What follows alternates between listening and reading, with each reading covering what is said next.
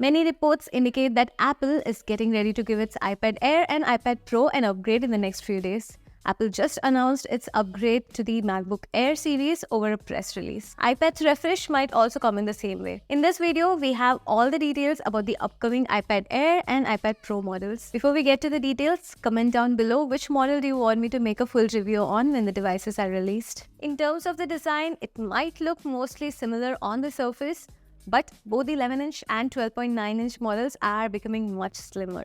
Not 2% or 5% slimmer, but a significant 20% thinner and slimmer iPad Pros coming in at just 5mm thick.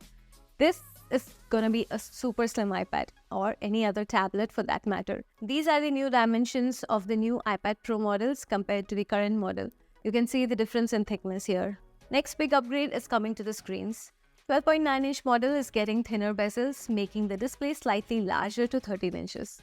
The 11-inch model might also get a very small increase in screen size, like 11.1 inches. So, the new iPad models will be called 11-inch and 13-inch iPad Pros.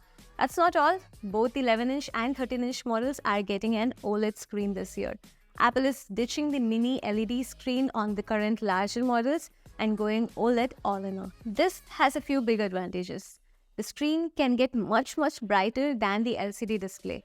The contrast ratio will also be amazing, so you get deep blacks and bright highlights, making the movie watching experience just great. This will especially look great for HDR content, and OLED displays are also power efficient, so battery life will also benefit because of this change. Next change to design is the placement of the front-facing camera. The iPad 10 came with the landscape orientation camera, which is how most people take calls. iPad Pro models were missing that feature because of the placement of magnets on the sides for Apple Pencils. Seems like the next-gen iPad Pros are getting the landscape camera after all. Not sure if this means that the Face ID is also getting a landscape orientation, so that's something we need to wait and see. Another external design change which I have a doubt on is the inclusion of MagSafe and wireless charging to the Pro models. This is good news, right? Why am I being skeptical instead of believing it? Wireless charging cannot work through metal, which means if we get MagSafe charging, Apple will need to replace the back of the iPad from aluminum to glass, just like how it's on iPhone. This is not so good news for iPads. It will be easily breakable, scratchable, and less durable than the metal. The upside will be we get to use MagSafe accessories like stands, chargers, car mounts, etc. So let's see. Let me tell you about an internal change that's definitely happening. iPad Pro 11 and 13-inch models are getting the new M3 chips, an upgrade from the current M2 processor. There were some rumors that Apple might get the M4 chip directly, but it's mostly M3 chips on the Pro models. M3 will not just bring performance gains, but efficiency gains as well, since they are built on 3nm processor. Apple might also update the Apple Pencil and the current Apple Magic Keyboard along with the iPad Pros. But here's the real upgrade, the price. That's right.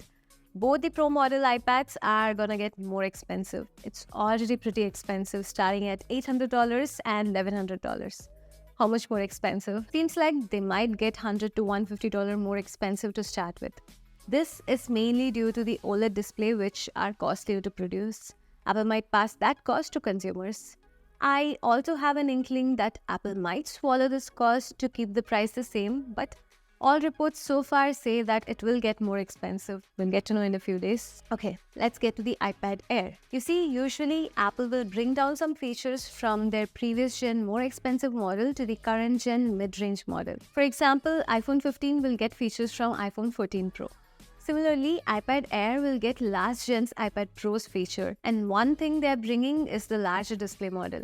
Yes, iPad Air is getting two display size variants, a 10.9-inch model and a 12.9-inch model like the iPad Pro. This is similar to the iPhone lineup now. Another feature coming from older iPad Pro models is the processor.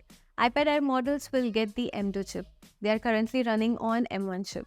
This is a decent upgrade in performance. Think of it like having a Mac Mini with a screen but at 1/10 the thickness. Camera might stay the same, but the camera module design might see a slight change. It might also get the landscape orientation front-facing camera like the iPad 10 and the new iPad Pros. Remember that iPad Air does not come with Face ID, so it might be easier to bring this feature to the iPad Air than the iPad Pro. Other similar internal technology changes are coming to the iPad Airs. They will get newer Bluetooth 5.3, a faster and reliable Wi-Fi 6E. How about the pricing? The base 10.9-inch model might stay the same, starting at $600. The 12.9-inch model might come at $200 price difference at $800. Given the iPad Pro 11-inch is getting a price increase, it might start at $950 or $1,000, and the 12.9-inch model at $1,300. This is coming close to the pricing model of the iPhone 15 lineup. But anyway, new iPad models are gonna come pretty soon for sure. Which model are you interested in? And which model do you think I should review first? Let me know in the comments below and subscribe to the channel if you like the video. This is Anjana. Bye-bye.